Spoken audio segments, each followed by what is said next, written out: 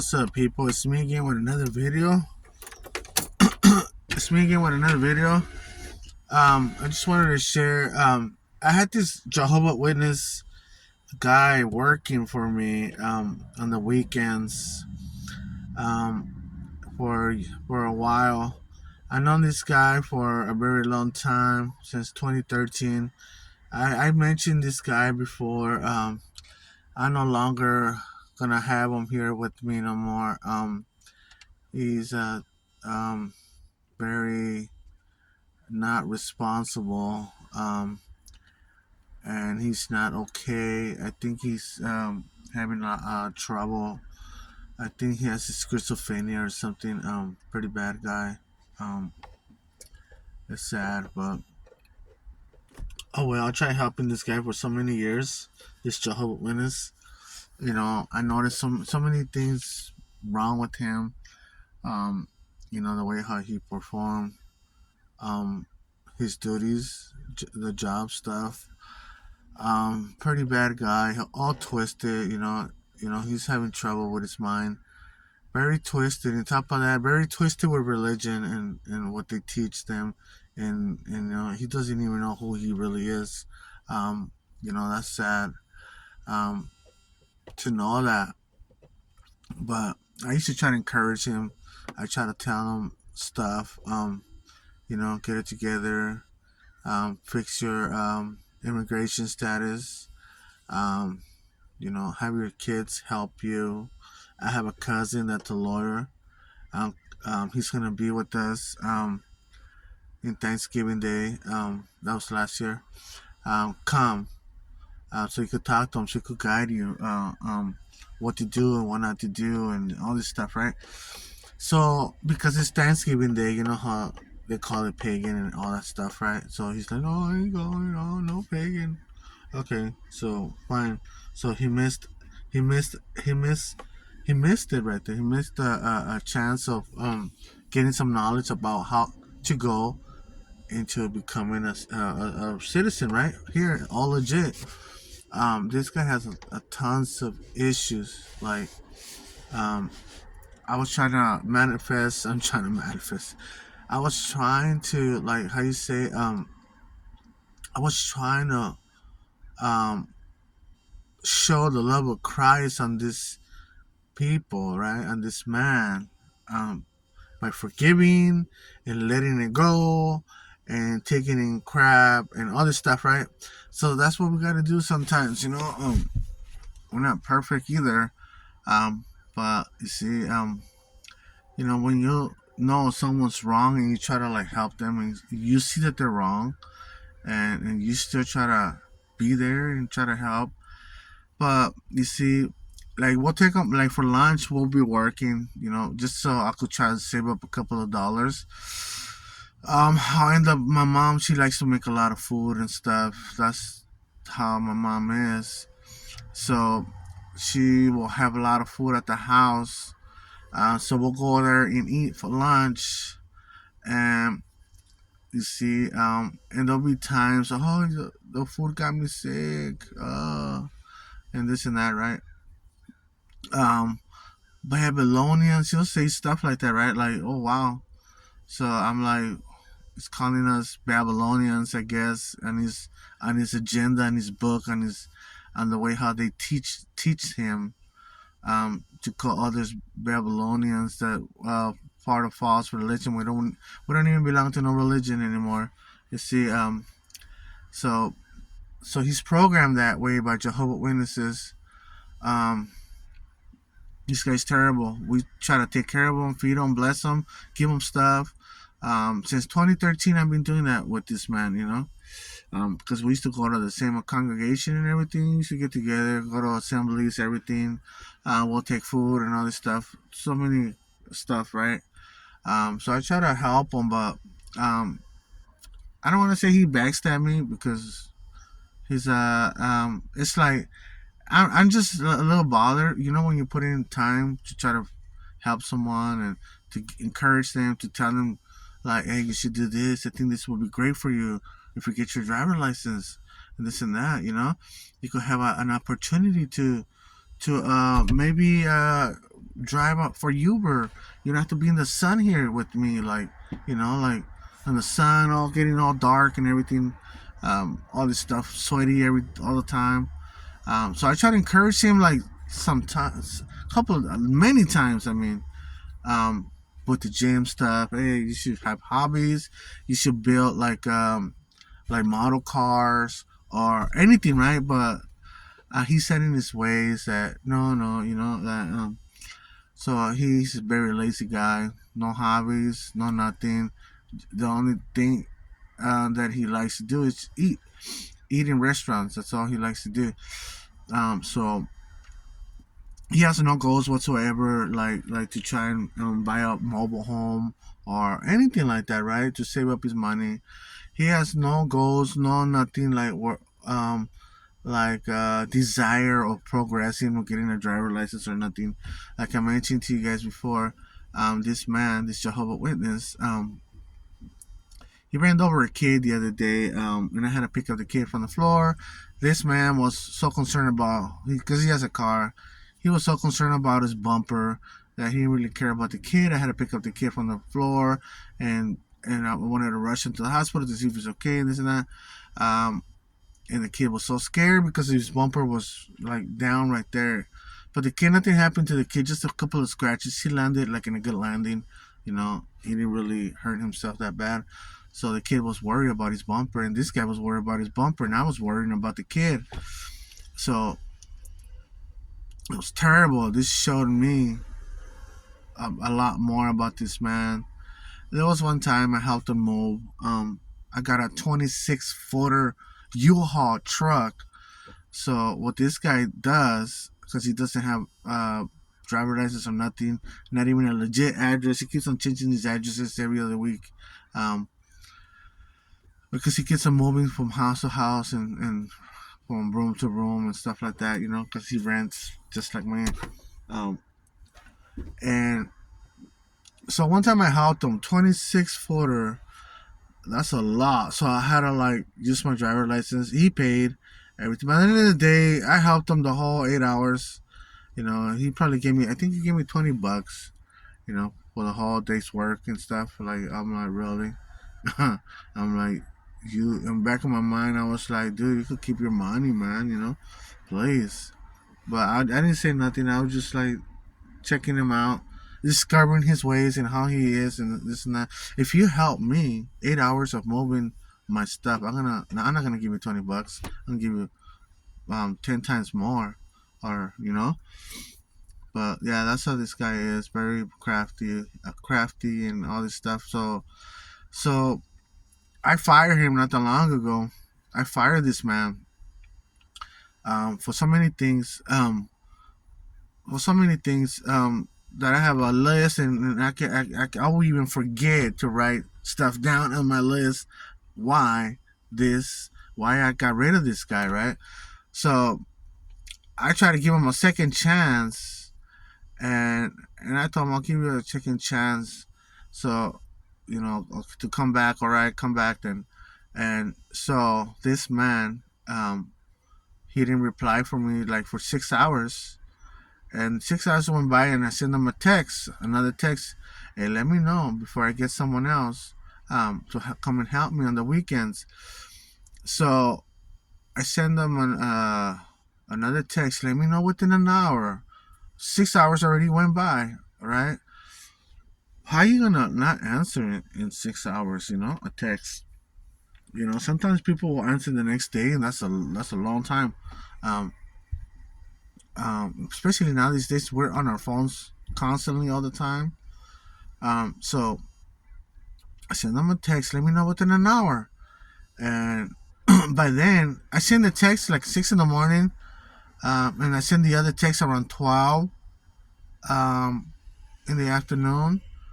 And then at 6 p.m., I send them two texts in the morning.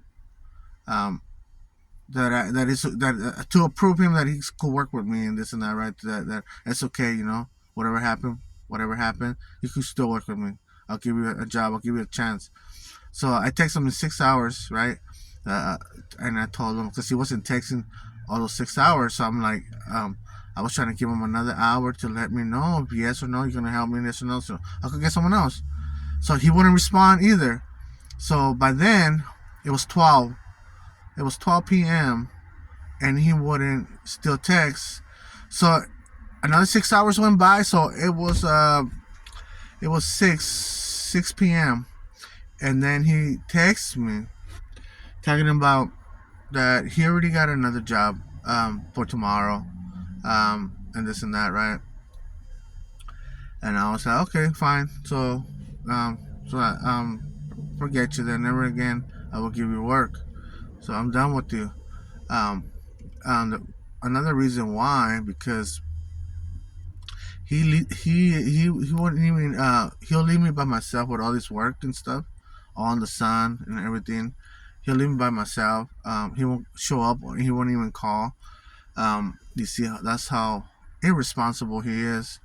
Um, so what do you call it? What else was I gonna say?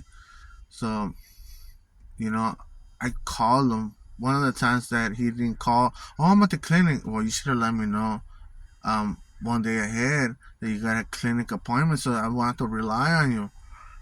You left me with all the work and everything. Pretty bad. You'll be upset. And if you be in my situation. So I'm like, dude, forget you. So he does it like that. He doesn't like when I tell him truth. That's the main point.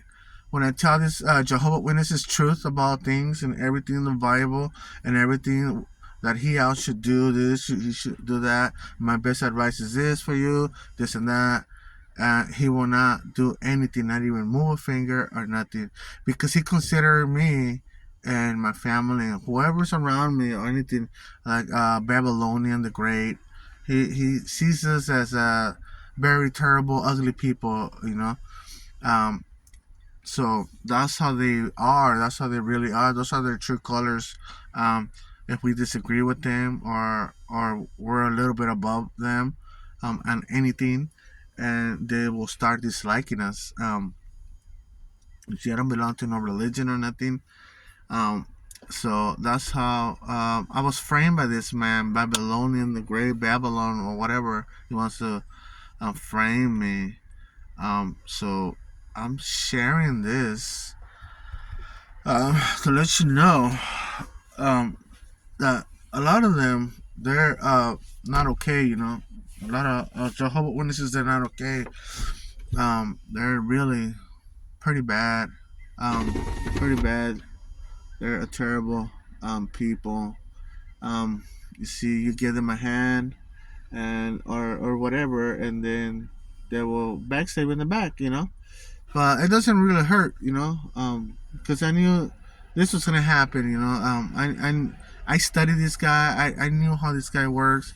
I was one step ahead of him. Everything, you see, I was just trying to be kind and respectful, the love of Christ, all these attributes that Jesus foretold in the Bible for us to have. So that's what I did. I did my job. So now, this man is gonna grow old. He's gonna die with no goals or nothing. I don't wish him the worst. I just wish him the best. But the way how I see this man with no goals, no nothing, no life, no goals, no wanting to live or nothing like that. This man's like 56 years old. Um, um, and he says that he's very healthy, that he takes care of himself, and that he eats properly and all this stuff, right? That he is healthy, this and that, right?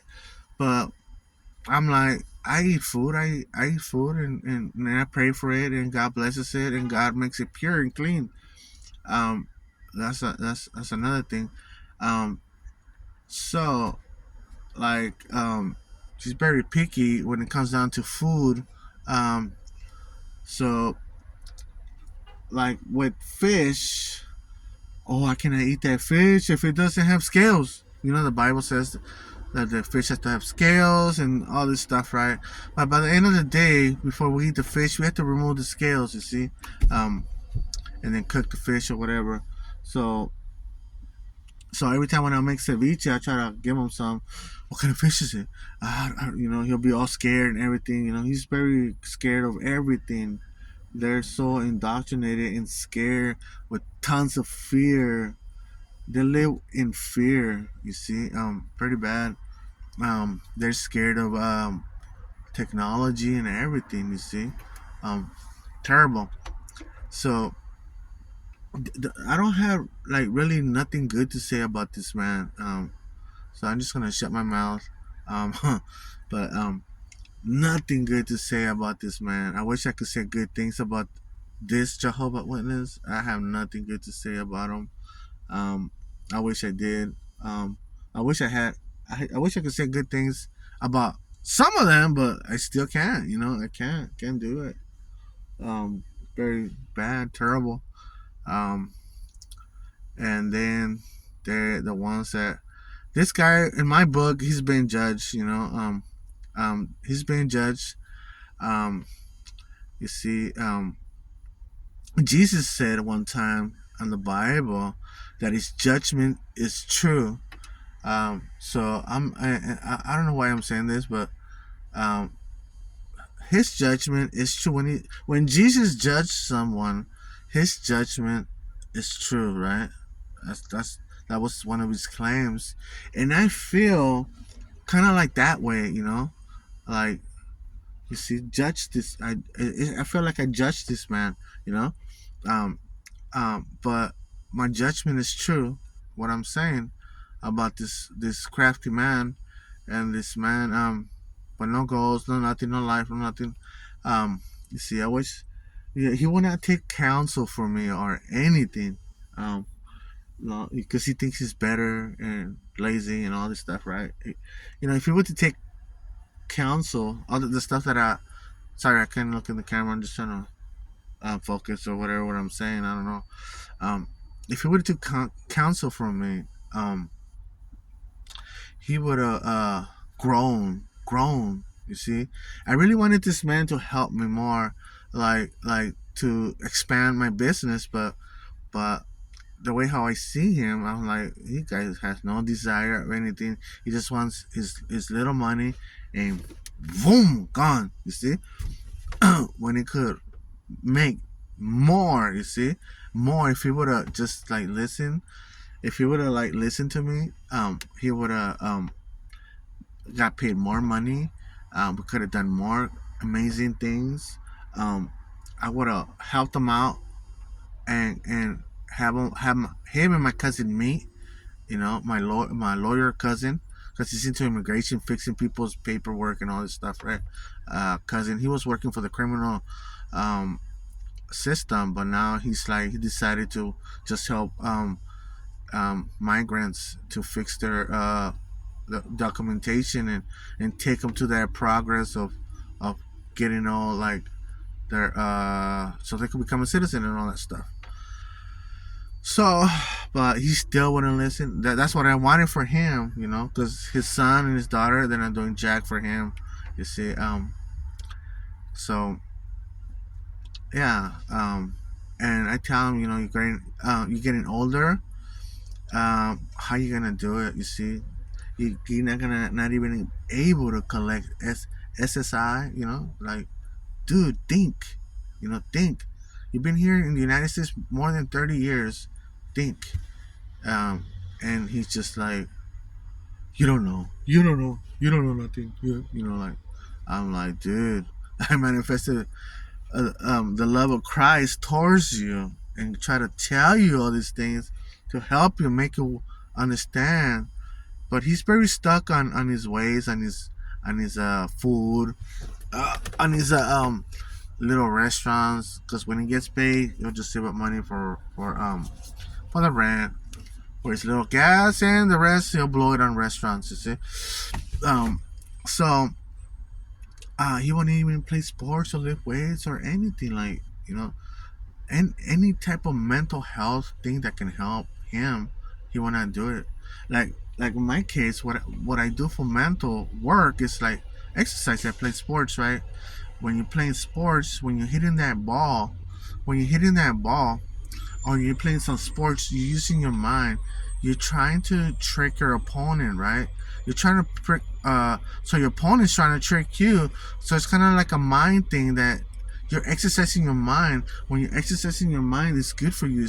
That's your mental um, health. Your mental. When you exercise your mind, you put it to work. You try to get your mind going and have it like how you say running and going and all that stuff. When you just put your mind to the side, just and put your mind in a box like this, that's very terrible. That's how Jehovah Witnesses do it. Um, they put their mind in a box and they throw the key away. Oh, because they tell them to throw the key away.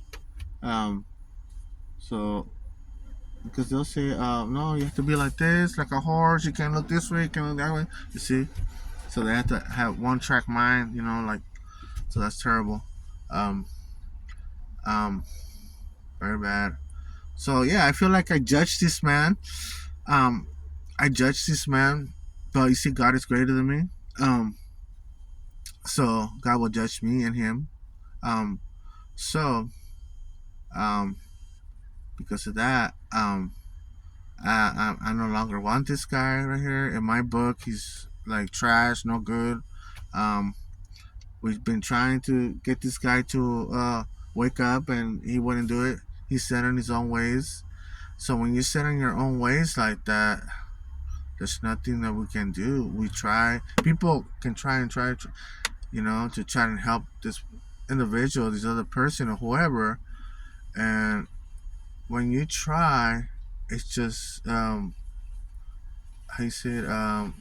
There's gonna be a point where that those ties have to be cut. Like boom, you draw your line. I'm done. Like in a relationship, like that. Done. No more.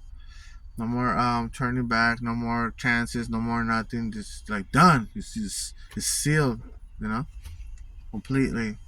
So that's how I see this man now. So I will erase this guy out of my memory, get him out of my memory. I don't need garbage in my life. You know. So like you see, this man, terrible, terrible man. Um,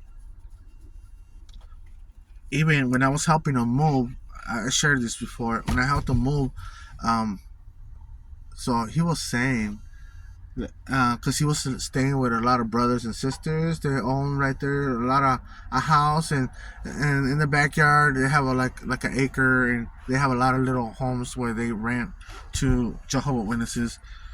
So when I was helping them move, they were trying to talk to me, and I guess this guy they try to like take him to court so he could get out because he haven't paid rent for 4 months, 4 or 5 months. Um, I didn't know that.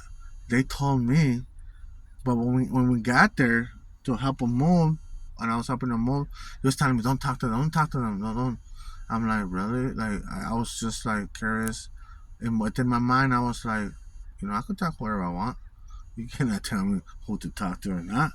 So they addressed me when he was putting stuff in the U-Haul. I was over here getting some stuff, so they came and they talked to me real quick. And they're like, yeah, that he hasn't paid rent for 4 months and this and that. He thinks this and that, that we're spying on him and all this other stuff. And then what he mentioned to me, I mentioned that to him, right, later on that day. I'm like, why you didn't pay rent for 4 months?